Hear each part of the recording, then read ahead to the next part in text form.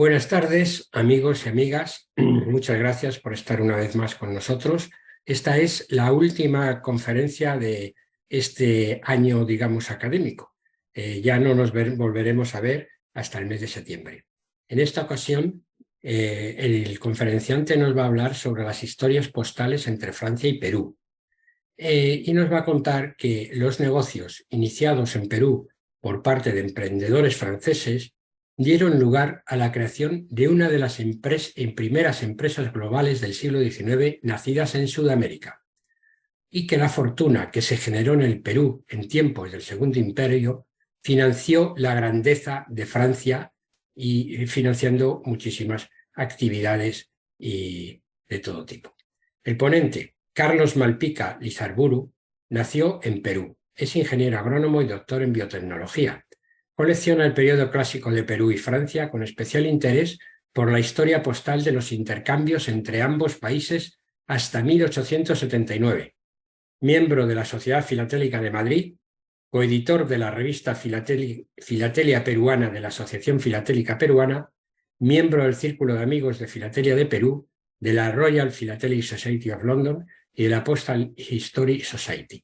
Pues muchas gracias, Carlos, por tu conferencia, y cuando quieras, pues adelante, puedes empezar. Muy buenas tardes a todos. Muchas gracias, Ray, por tu amable presentación. Lo has dicho todo. En esta primera carátula solo quería traer algo un poco más cercano en el tiempo. Es que en 1957 el Perú y Francia unieron su destino filatélico con una emisión de sellos aéreos. Eran 4 de ellos, pero aquí tenemos pues 2 símbolos claros de ambos países, la Tour Eiffel en París y la Catedral de Lima. Esa exposición que tuvo lugar en 1957 dio lugar a un capítulo numismático con una medalla bastante interesante que une los escudos de ambas repúblicas, y es un poco pues, una manera gráfica de acercar a lo que quería enseñar, que esencialmente tiene que ver con pues diferentes piezas que tengo en mi colección que os iré detallando, tienen que ver un poco con la historia postal de ambos países. Entonces, a ver si puedo pasar a la siguiente. Perdón, a la siguiente. Este es un rápido sumario. Básicamente, lo que quiero hacer es un recorrido histórico con material de mi colección, recogiendo pues, piezas donde están las pequeñas historias, que son la historia con minúscula, pero todo ello encapsulado dentro pues, de un periodo histórico un poquito más general, para hablar de esa historia con mayúscula, ¿no? Esencialmente, mucho del material que voy a enseñar tiene que ver con cartas comerciales, porque, como bien sabéis, en el siglo XIX era la manera que tenían las empresas de archivar su contabilidad, y por tanto es lo que más se ha conservado, y aquí voy a hacer referencia a 2 archivos que me parecen muy importantes, el de llamado Jacques Le Bry y el de la empresa Thomas Lachambre.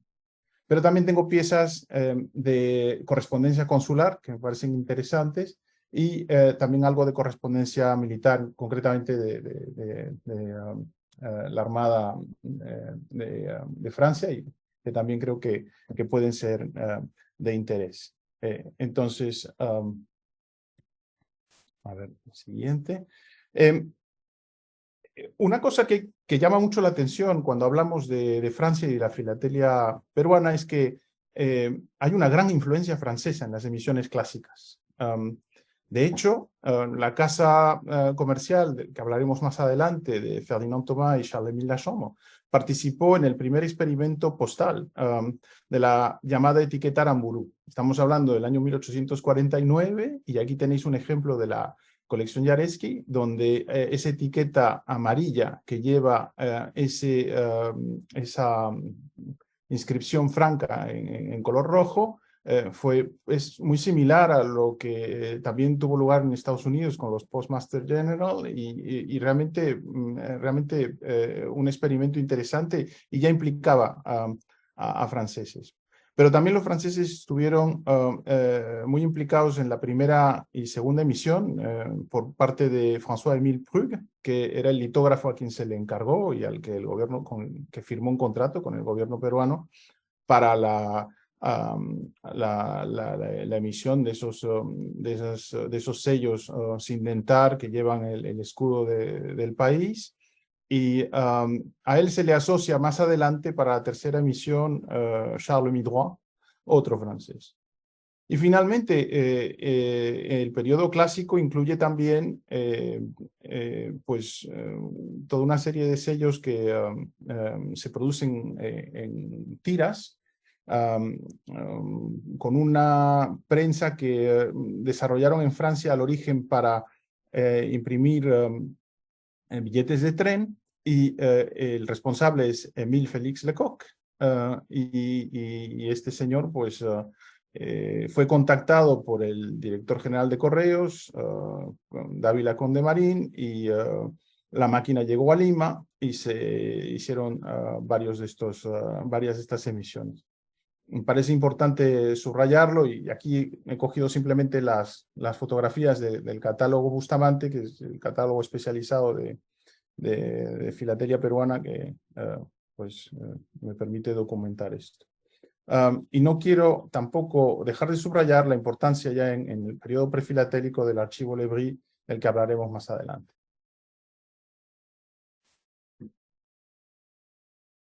A ver si me da para pasar a la siguiente.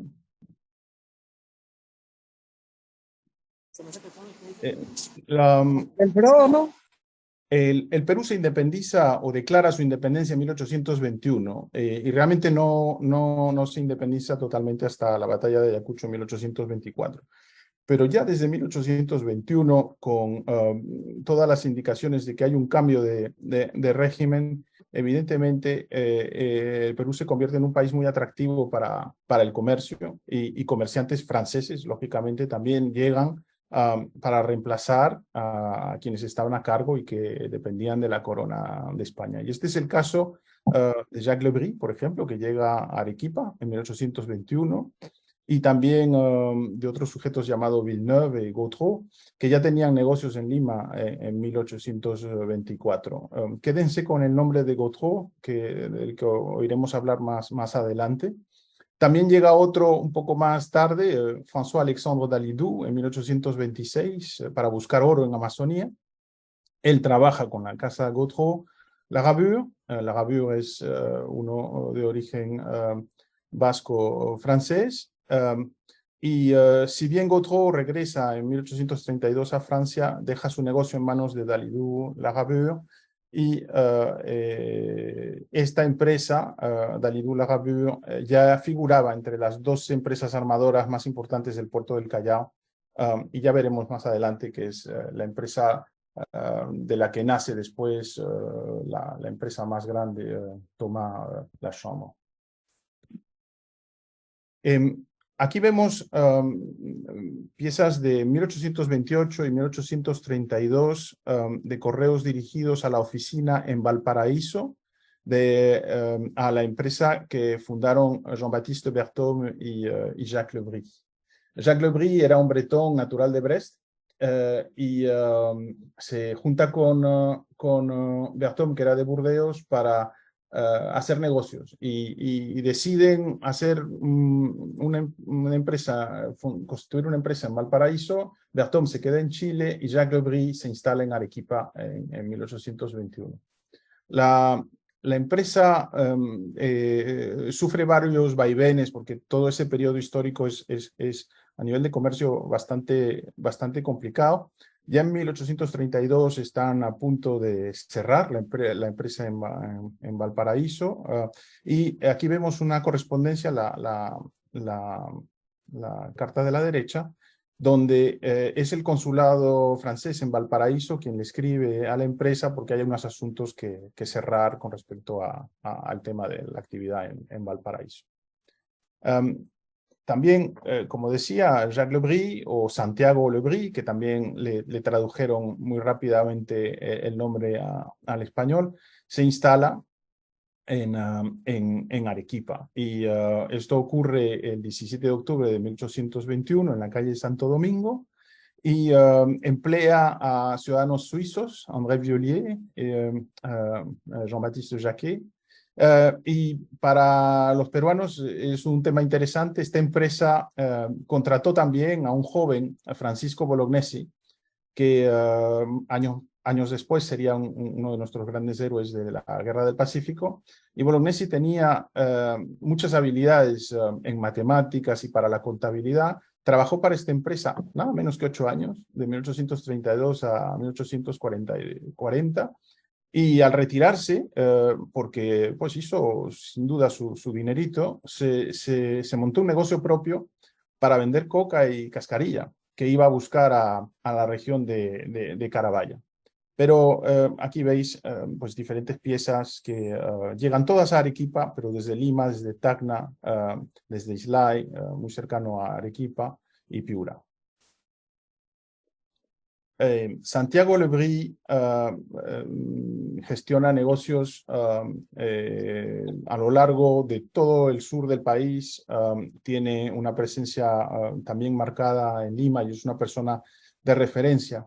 Así es como cuando en 1833 llega Flora Tristán de Francia, llega a Arequipa y con toda lógica le recomiendan que vaya a hablar con Santiago Le Bris. Y ella menciona en su libro, Memorias de una paria, menciona su visita a Le Bris y cómo pues, visitó la tienda de este señor. Jacques Le Bris termina regresándose a Francia en 1838 y establece, pues, antes de irse a su casa finalmente en Morlaix, su residencia temporal en París. Entonces aquí vemos, por ejemplo, un correo de 1839 donde va dirigido a su dirección temporal en París. Luego, como digo, se instala en Morlaix, pero también hace otros tantos viajes a París, y aquí vemos como en otro correo posterior, en 1842, pues el correo eficientemente le hace llegar a su nueva dirección el correo que le va llegando, informándole en el negocio que ha dejado en el Perú. Ese negocio lo deja en manos de André Violier, que de hecho en 1839 utilizaba todavía el lacre. Aquí este lacre de cera es todavía el de Jacques Le Bris. Y bueno, en un momento veremos también que todas estas piezas son sumamente interesantes por los recorridos que realizan. En el caso de esta carta aquí a la izquierda, es una carta que sale, por tanto, de Arequipa, y que llega a Inglaterra, primeramente a la isla de Wright y la ciudad de Cowes, luego a Londres, y de Londres ya atraviesa el Canal de la Mancha para llegar a París. Este archivo, perdonen, se me fue la mano. Este archivo Le Bris es interesante por el tema de las fechas. Como regresa en 1839 y mantiene correspondencia con Arequipa, vamos a ver piezas que básicamente recogen no solamente los diferentes tipos de trayectos que hay posibles entre Perú y Francia, sino que también diferentes periodos de los acuerdos franco-ingleses, de acuerdos postales franco-ingleses, para hacer llegar el correo. Y entonces la carta de aquí a la izquierda lleva el sello de Colonie artículo 12, aquí de 1845 también.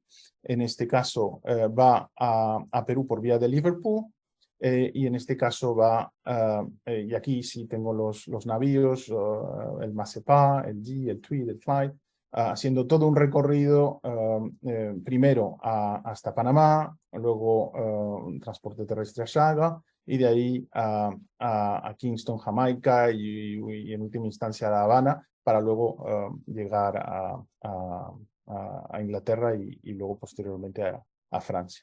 Aquí he tenido la suerte de poder hacerme con cartas donde también por otro lado, puesto que en este periodo había que asegurarse muy bien de que el correo fuese bien encaminado, vemos en 1843 que la carta está encaminada por la empresa Lagavulin Thomas. En 1844 esta carta va por vía Magallanes y está encaminada por Charles de la Chambre, y en este caso la carta de 1845 va encaminada hasta Panamá por Tomás la Chambre y desde Panamá por Louis Lewis a Inglaterra vía Jamaica y La Habana. El suizo André Violier también deja esta empresa en manos de otro suizo, de Louis Braillard. Y esto también se ve en la correspondencia. Van siempre dirigidas a Le Bris, pero aquí ya cambia el firmante, es Louis Braillard el que firma. Y es Louis Braillard que firma, más utiliza en este caso el lacre de su antecesor, de Violier.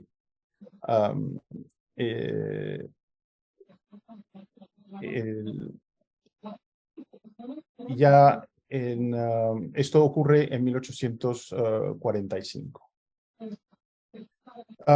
Hasta aquí lo referente a este archivo Le Bris, pero un tema interesante que surge en 1844 es que el encargado de negocios del Consulado de Francia en Bolivia hace saber al Consulado francés de Panamá que el correo que llega al Pacífico Sur es estratégicamente importante, que conviene establecer vías puramente francesas que puedan cubrir la costa de Panamá a Lima, y entra en negociación con un norteamericano que se llama Eldredge para que con sus navíos hiciera el circuito de Panamá a Lima y lógicamente al Callao, y del Callao a Panamá. Aquí lo que vemos a la izquierda es una de estas cartas que emplea el navío Portales para llegar de Callao a Panamá, con el sello aquí en rojo fechado del consulado francés en Panamá, el cual a su vez confía el resto del transporte, puede ser tanto por vía francesa como inglesa, el transporte posterior a Francia. De estos contratos se hicieron dos. Hubo el contrato con Eldredge y luego con otro francés que residía en Paita, en el norte del país, Denis Boulanger, que hablaremos de él en un minuto. Y aquí tenemos el navío de Boulanger, en este caso es el Mazepa, y en diciembre de 1844 esta carta sale rumbo a Burdeos por vía de este servicio postal marítimo francés. Son piezas bastante raras, se conocen una docena de sobres de este servicio postal marítimo francés que se estableció en ese entonces, y es realmente muy interesante estudiar, que luego en última instancia la competencia inglesa fue tal que desapareció bastante rápidamente. Aquí hago un pequeño inciso sobre Denis François Boulanger, porque este señor es una persona interesante, no solo porque, pues, lógicamente, como acabo de hablar, participó con sus navíos en el desarrollo de este sistema postal marítimo francés, sino que él se encargaba de varios negocios en Paita, escribía desde allí, en algunos casos sus cartas salían de Paita, pero luego las depositaba en Piura y llegaban a Jacques Le Bris. Y aquí vemos en el periodo, esta carta es de 1832 y esta es de 1842. Sigue siendo el mismo Boulanger el que firma la carta, y mantienen una correspondencia lógicamente con gran interés comercial, pero en los correos, y tengo otras, queda muy claro que se va forjando una intensa y fuerte amistad. Aquí todavía emplea el vous para saludarlo amistosamente, pero aquí ya le da un abrazo de todo corazón tuteándolo en 1842. Y hay más cosas que se podrían decir porque como son de la misma región, Le Bris llegó a visitar a la madre de Boulanger y eso le hizo sentirse muy reconfortado de que pudiesen tejer vínculos familiares. La familia Boulanger, de hecho, existe en el Perú, en el norte del país, y yo no sé si hay otras piezas por ahí que estuviesen en manos de la familia, pero desde luego estas han podido llegar a mis manos. Hasta ahí el tema primero de este primer gran archivo Le Bris. Ahora voy a comentar también el nacimiento de la Casa Thomas Lachambre y sus dos fundadores, Jean-Baptiste Ferdinand Thomas, que es de Burdeos, viene al Perú, entendemos, entre 1838, que es cuando solicita el pasaporte, y 1842, que es cuando se registra en el consulado. Y se asocia con la Gravure, como ya hemos visto, para formar la Gravure Thomas. Es la Gravure Thomas la empresa que gestiona y ayuda a la gestión del correo marítimo francés que hemos comentado anteriormente. Y esta carta es una carta que pasa por Magallanes, viene desde Le Havre en el navío Eole y viene por parte de los armadores de Théodore Barbet en Le Havre. Y menciono todo esto porque los mismos Théodore Barbet de Le Havre ya le escriben en 1845 a la empresa ya constituida Thomas Lachambre. Thomas, lo hemos visto hace un momento, y aquí Charles-Émile Lachambre, que es originario de Saint-Malo, pues se asocia a Ferdinand Thomas para constituir a la empresa Thomas Lachambre. Es una de las primeras piezas que conocemos que llegaron a manos de la empresa. Y os acordáis que mencionaba anteriormente a Gautreau, que había venido al Perú en 1824, ya para entonces se había regresado, pero resulta que la hermana de Gautreau es la esposa de Lachambre. Y yo creo que ahí, lógicamente, de ahí le nace a Lachambre todo el interés por el Perú cuando regresa a Gautreau y le cuenta todo lo que hace. En un momento veremos también otras cosas que hace Gautreau para su cuñado. La empresa Thomas Lachambre es una empresa que, por tanto, se constituye en 1845 y deja de existir en 1873. Esto se calca directamente con un poquito del periodo prefilatélico peruano, pero sobre todo el periodo clásico filatélico del Perú. Y eso es lo que hace que sea un fichero tan importante, un archivo tan importante en filatelia peruana y se conozcan tantas piezas, es que, por un lado, quienes fueran los gestores de Thomas Lachambre tuvieron la intención siempre de conservar esas piezas y estas aparecieron luego, después de la Segunda Guerra Mundial en París, pero sobre todo se conocen prácticamente piezas enviadas a Thomas Lachambre con prácticamente todos los sellos del periodo clásico peruano, con la excepción de la llama de 2 centavos de 1873, normal, porque ya la empresa para entonces estaba extinguida, y la peseta amarilla de 1872, que esto es un poco más extraño, que no se conozcan piezas con ese franqueo, pero es lo que es, no se conocen piezas con ese franqueo. La empresa Thomas Lachambre es una empresa verdaderamente global. Cuando ambos, Thomas y Lachambre, regresan a Francia, habían constituido Thomas Lachambre en Lima y constituyen Thomas Lachambre en París. establecen una oficina en Le Havre, que es clave para toda la gestión de la importación y la exportación de bienes.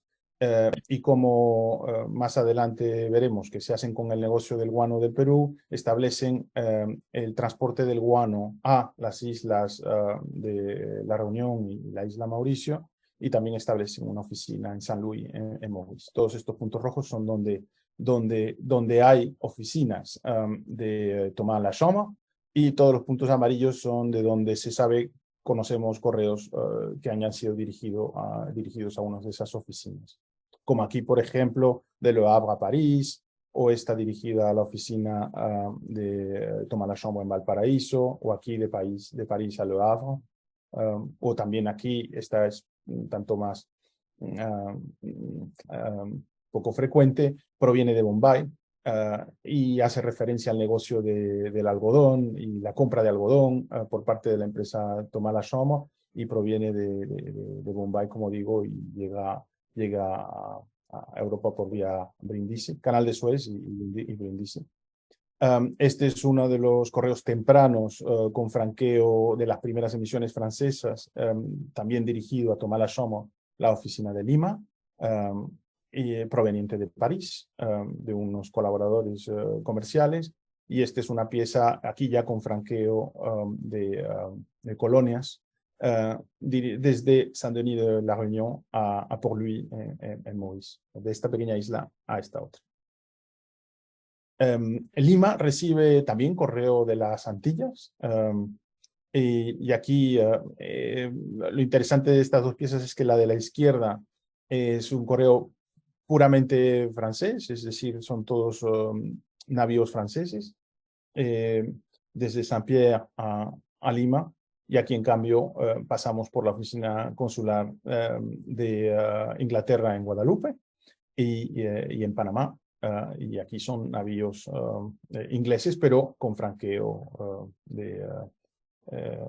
colonial francés por los acuerdos que tenían. La carta de Martinica señala que el guano de Chincha era preferible al guano de Guañape.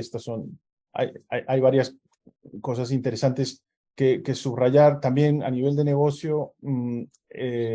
Tanto en Maurice, en Reunión, como en Guadalupe, el guano del Perú se utilizaba para la producción de caña, para bustear, para amplificar la producción de caña de azúcar. Era una pequeña revolución verde aportar ese tipo de fertilizantes.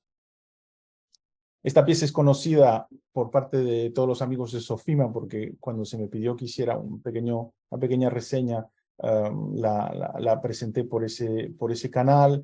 Es que en suma la casa Thomas Lachambre tenía muchos proveedores en Francia, pero en el ámbito del textil es Jean-Baptiste Veillet en la ciudad de Moncontour. Entonces aquí el origen es ese, desde Moncontour a Lima. Y bueno, les escribe para contar que bueno, pues está enviando piezas, se queja un poco de las prácticas comerciales de los competidores ingleses. Pero una cosa interesante de esta pieza es que, y aquí vemos por debajo de los archivos franceses, he podido identificar cuándo sale el barco, a dónde va, qué tonelaje, etcétera. Y a quién pertenecía el barco, que era el armador Marciu y compañía de Le Havre. Y lo que sucede es que al capitán se le encarga, hay varios negociantes que le encargan material para llevar a Lima, y este señor llega a Lima, no consigue vender todo, y decide irse con el navío a California, porque era el momento de la fiebre del oro por allí, y dijo, bueno, pues ya lo venderé por allá, y efectivamente así es, pero pretende desaparecer, y a final de cuentas lo encuentran, le hacen un juicio, y son capaces de recuperar una parte de lo que le debían. Y uno de los negociantes minoritarios que había hecho un pequeño encargo había sido dejado de lado y él se queja ante los tribunales de Rouen y es ahí donde he encontrado toda esta información y lógicamente también recupera su parte de este asunto. El barco en cuestión era el Duc de Lorge y por eso titulé esa pequeña historia con H minúscula, el penúltimo viaje del Duc de Lorge. Aquí tenemos una carta de 1850, que es correo marítimo por vía inglesa, que va dirigido a Thomas Lachambre de Lima y sale de París. Las cartas que salen de París a Lima ya para entonces eran bastante raras. En general el correo salía desde Le Havre, en lo que respecta a los intercambios de Thomas Lachambre a Thomas Lachambre. Y lo que sucede es que esta carta, pues la razón por la que sale de París es porque la escribe el propio Pierre Gautreau. Y aquí vemos su firma, y aquí vemos inclusive en el papel gofrado que utiliza con sus siglas, y también le pone su cachet, su marca. Lo que vemos es, bueno, aquí él cuenta, hace un recuento de toda la bisutería que está enviando a Lima, porque justo en esa época, estamos hablando de 1850, el negocio que más florecía en Lima, o lo que más interesaba en Lima era bisutería. Y así, de hecho, se inscriben en el consulado francés en Lima. Pero no todo va a ser desde Francia a bisutería. También, como no, el tema del vino. Pero aquí lo que quiero contarles es que Louis Mortier, fue el último gestor de la casa Thomas Lachambre.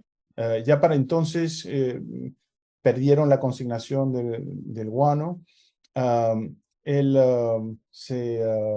se regresa a Francia, había hecho buen dinero y por tanto se hace propietario de un castillo, el Château Gombeau, en la ciudad de Saint-André de Cubzac, y es una región actualmente de origen controlado, Bordeaux, y pasa a ser inclusive gerente de Château Lafite, Rothschild, primer gran crudo francés en los años 1920, y bueno, presidente de la Sociedad de Agricultura de Gironde. Aquí ya vemos cómo, esta es una postal de la propiedad, del famoso Château Gombeau. Vemos cómo, bueno, pues el dinero hecho en el Perú, sin duda, se invirtió en esto. Y la casa comercial de sus herederos existe todavía en Bordeaux, es esta, José Mortier y compañía.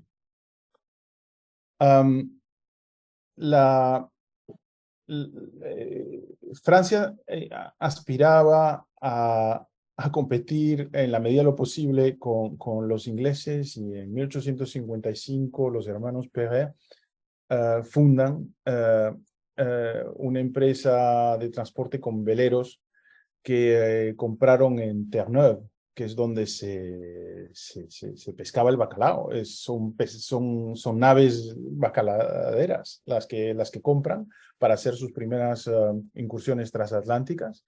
Esta empresa, Compagnie Générale Maritime, es precursora de los transatlánticos franceses, que luego ya más adelante se establecen de manera formal con líneas a Veracruz y a Nueva York. En 61 cambian de nombre y dejan de llamarse Compagnie Générale Maritime para llamarse Compagnie Générale Transatlantique. Y aquí lo que vemos es que estaban establecidos en la Rue Vendôme, tenían negocios con Thomas Lachambre, como es lógico, y esta es una pieza muy bonita que proviene de la colección de Everaldo Santos. La adquirí en una subasta, y es una de las pocas que hay que llevan la marca de la Compagnie Générale Maritime de entonces. Thomas Lachambre hacía tanto de todo que también gestionaban la suscripción de al diario El Comercio de los periodistas del Journal du Havre. Y en un momento dado, en 1852, Alfred Brandot, director de prensa y comercial marítima del Journal du Havre, reclama y dice, pero es que ya no los recibo. Y dice, esto no puede ser. Y la razón es que había un gran interés. El diario El Comercio publicaba qué barcos salían, qué barcos llegaban, en algunos casos qué llevaban, y esto era pues, de importancia para, los comerciantes de Le Havre y, por supuesto, para el Journal du Havre. Les había dicho que Thomas Lachambre se vio implicado en el negocio del guano. Aquí un pequeño inciso sobre ese tema. Quien les lleva a considerar esta historia de aprovechar este recurso es François Rey, que fue el gestor de entonces.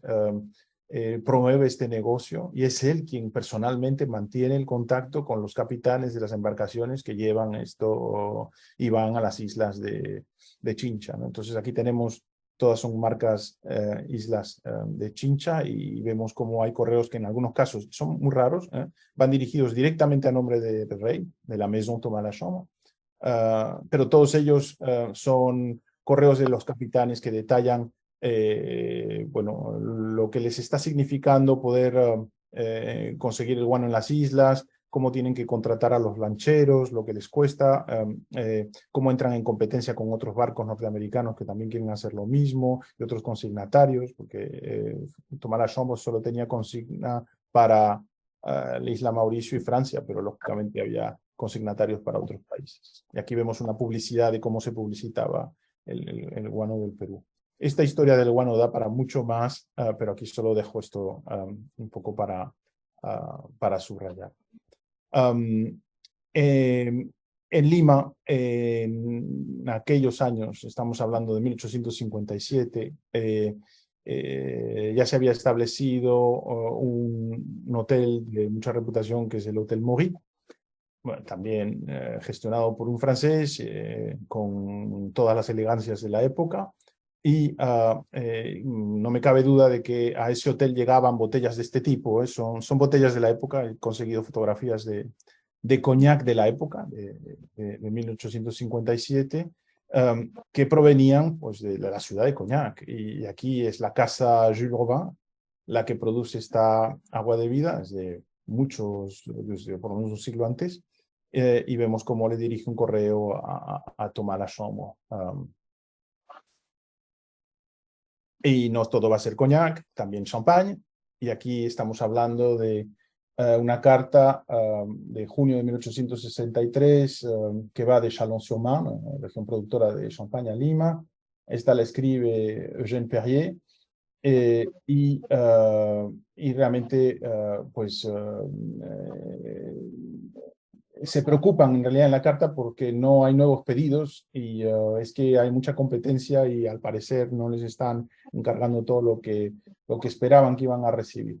Desde el punto de vista de la filatelia, aquí tenemos una carta que lleva un franqueo de 80 centavos sin dentar, y ya estamos en el 63 y por tanto ya habían sellos dentados, y aquí tenemos uno de 40 centavos, paga la tarifa de 1,20, que es la del momento, portes pagados a Lima, pero con una situación híbrida de transición entre las emisiones postales.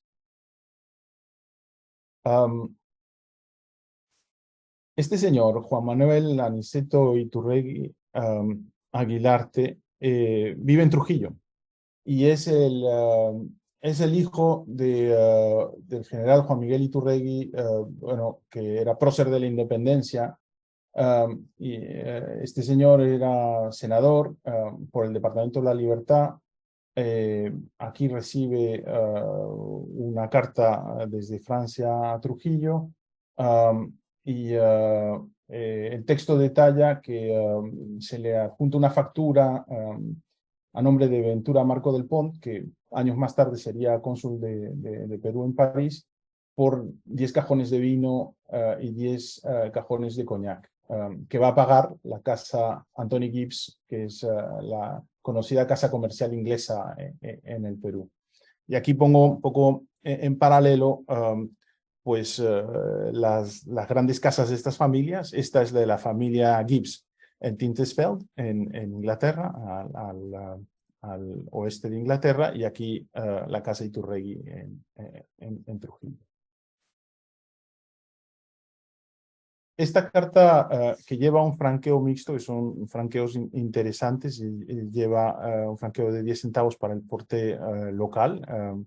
La carta sale de Lima y para ir al Callao paga sus 10 centavos, y luego el consulado británico se encarga bueno, pues de cancelar aquí con el 78 de Callao el franqueo británico para terminar de llegar a Burdeos vía Inglaterra.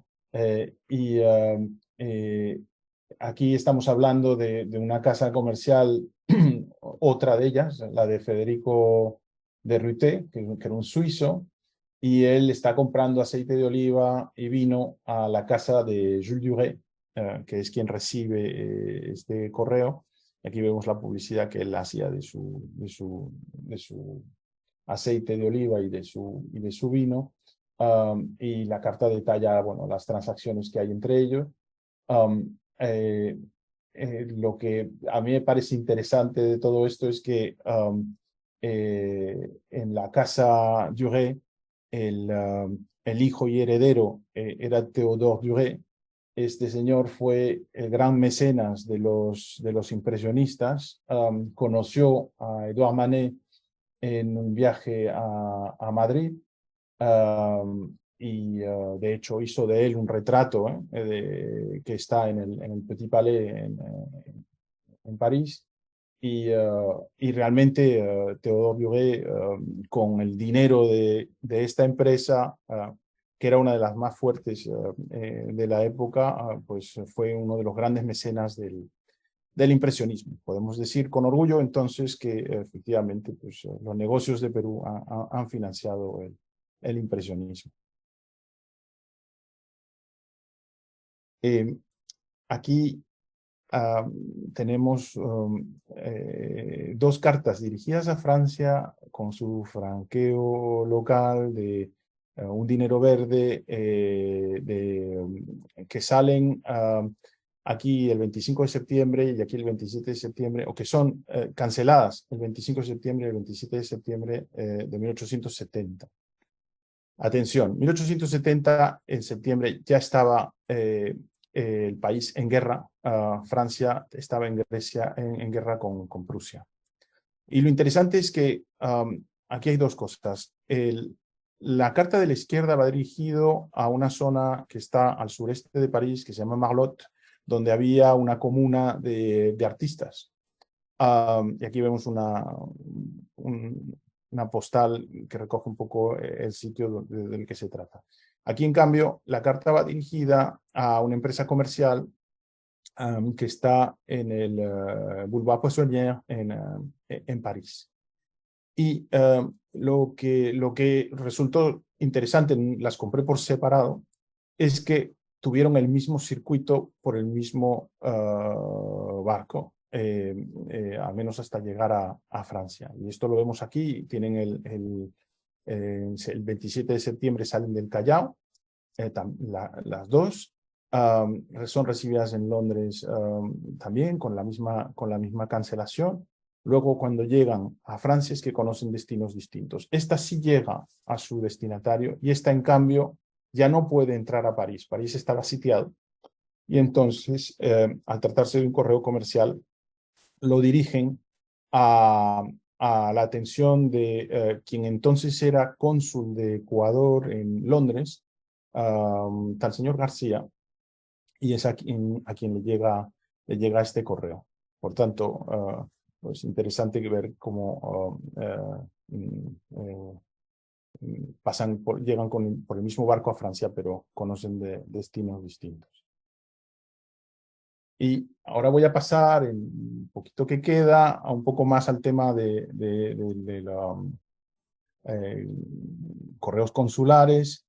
Amadé Chomet de Fossé fue el primer encargado de negocios enviado por el rey de Francia a Perú. Tuve la suerte de poder hacerme con esta pieza que, como vemos, lleva el lacre con la flor de lis y la indicación de su papel, como entonces todavía ni siquiera lo llamaban cónsul, sino encargado de negocios de Francia en Perú.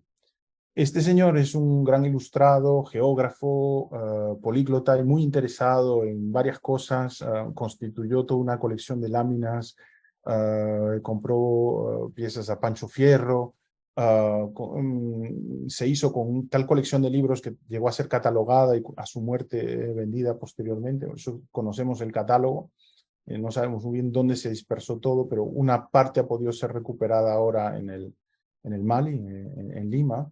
Aquí vemos su firma y la carta es interesante, le he compartido con historiadores franceses porque recoge su interés por las lenguas, su interés por el aymara y el interés por hacerse con unos libros muy en particular que sabe que tiene otro señor y le está como que instando a Martinet, que es un comerciante, un negociante, le incita a que por favor este señor no sea tan glotón con los libros y que les deje unos pocos porque para él son muy importantes. Otra persona importante también en la historia consular francesa, lo mencioné anteriormente, Armand Jean-Baptiste Louis Marcechaux, que era el cónsul encargado de negocios de Francia en Bolivia y que, recordaréis, comenté al inicio, fue el que promovió el correo marítimo francés. Para mí fue una gran sorpresa ver que había una carta con su nombre que había además circulado a Lima en el Vapor Chile, que es uno de los primeros paquebots de la Pacific Steam Navigation Company.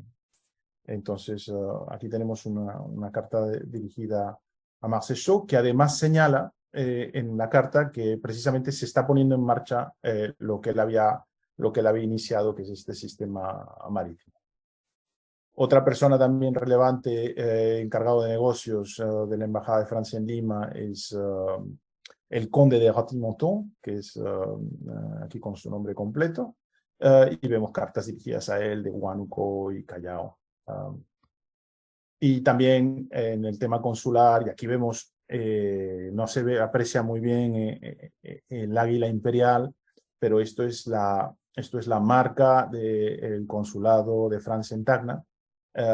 Le escribe Albert Huet, que era el encargado en Tacna, al encargado de negocios en Lima, Ferdinand Hugues, para decirle, pues lo dejo, me voy a hacer negocios y esto de ser cónsul en Tacna no es lo mío. No le fue muy bien después en el tema de los negocios, pero realmente pues aquí la carta de renuncia. Son sorpresas que encuentro cuando veo solamente el sobre así, no se puede imaginar que contiene este tipo de historias. Y en el tema de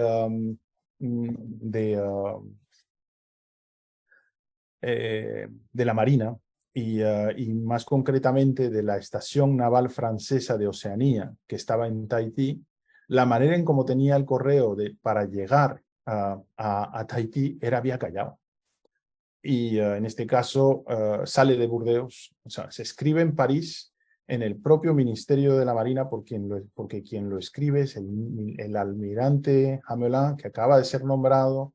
Lo escriben, no sé si conocéis en París, la Place de la Concorde, que es donde está el Ministerio de la Marina, y la escribe este almirante para, bueno, pues señalarle a quien está a cargo de la división naval, que es Joseph Fidèle Eugène Dubuisset, y le hace saber que lógicamente cuenta con él y que el emperador espera mucho de todos ellos. Y aquí lo interesante es que tenemos el águila un poquito mejor representado, y esto es el consulado de Francia en Callao. Yo no había visto hasta ahora, no conocía hasta tener esta pieza, la marca del consulado de Francia en Callao de esa época. Otro archivo sumamente interesante que tiene que ver con todo el tema de la Marina francesa y de la División del Pacífico es correo que envía y también alguno que recibe Charles Hyacinthe Raymond Léopold Fournier. Es un héroe de la guerra con Prusia, llega a ser capitán de fragata en 1870, contraalmirante en 1896. Pero en 1876, que es donde veremos ahora correos, es el que comanda el navío almirante de la División del Pacífico, que es la Galissonière, que aquí es una foto que he coloreado para darle un poquito más de patina al tema, pero es este señor del que voy a hablar, y aquí él le escribe a su padre. Su padre es pastor protestante en Négropelisse, en el sur de Francia, en Tarn-et-Garonne, y esta es de hecho la iglesia donde operaba el padre. Y aquí una cosa interesante desde el punto de vista de los correos, las personas que trabajan para la Armada Francesa y en este caso la Marina, tienen derecho a postear sus correos con el franqueo doméstico. Y por tanto, aquí tenemos una pieza de este tipo, Courrier des Armées, fechado, y aquí la cancelación con ancla, dirigido a Négropelisse. Aquí doble cancelación, bueno, doble franqueo, porque pues, seguramente que pesaba un poco más. Y no me cabe duda, porque aquí estamos hablando de prácticamente 16 folios que envía esta vez a su hermano, Jacob Prosper Fournier. Es una de las pocas que he visto que son georreferenciadas. Lleva la referencia de latitud, longitud, por tanto podemos situar exactamente dónde la escribió, en la costa frente a Piura. Cuenta en ella y grafica en qué consiste el tren que va a la Sierra Peruana, el tren de la Oroya, que fue inaugurado en 1871, y cuenta toda su aventura. Y aquí no se aprecia muy bien, pero esta es una tabla de los diferentes puntos del itinerario con las altitudes de los diferentes sitios a donde va. Fournier llegó a ser miembro de la Sociedad Geográfica de París, un científico muy interesado en documentar todo lo que veía e informarse, y aquí le escribe a su hermano, que para entonces ya era consejero municipal y subprefecto de Mal. Ahora bien, tenían, como decía, derecho a franquear doméstico, pero ya si no franquean, pues le van a poner su multa como a todo el mundo. Y es lo que pasa aquí. Esto es también dirigido a su hermano. Y para el tema anecdótico le cuenta pues que vivió una corrida de toros en la Plaza de Acho, en Lima, y muchas otras experiencias que ha tenido en el país. Aquí tenemos otra carta que en este caso es carta recibida por Fournier a bordo de la Galissonière, y proviene de, bueno, fue depositada en la Place de la Madeleine en París, que prácticamente para esa época, estamos hablando de 1876, tenía menos de 20 años. Y una cosa interesante, aunque la correspondencia es incompleta y el texto no indica a quién lo remite, aquí hay algo de inteligencia militar, y el compañero, supongo, de armas le cuenta cómo Francia está probando con torpedos Whitehead, que aquí tenemos representados. Esta es la última diapo. Lo que hasta ahora he enseñado ha sido todo el tema pues, de correo comercial, de correo consular, tema militar. Es más raro encontrar intercambios personales, y de hecho esto aquí solamente tengo el sobre, pero esta fue enviada al poeta y folclorista francés Achille Millien por Ricardo Palma, que es uno de nuestros ilustres hombres de letras. Y aquí vemos que, bueno, pues Ricardo Palma ya era director de la Biblioteca Nacional. Aquí pone bibliotecario Ricardo Palma. Son dos tipos de marcas que que deja. Le llamaban el bibliotecario mendigo porque le pedía a todos que le enviasen libros para la biblioteca de Perú.